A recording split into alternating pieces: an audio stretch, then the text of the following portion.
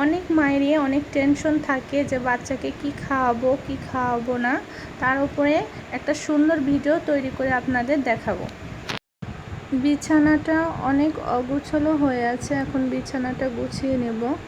তো সকালবেলা অনেক ভালো লাগছে বাইরের দৃশ্যটা দেখতে। এইদিকে আবার বড় ছেলে কি যে কাণ্ড ঘটাচ্ছে, চলুন দেখি।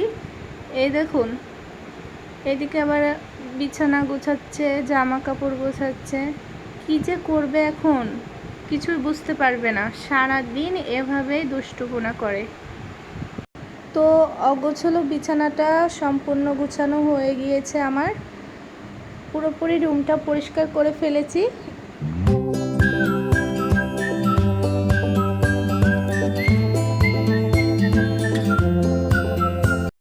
আমার ছেলেটা আমার দেখা দেখি ঘর গোছাতে শুরু করে দিয়েছে।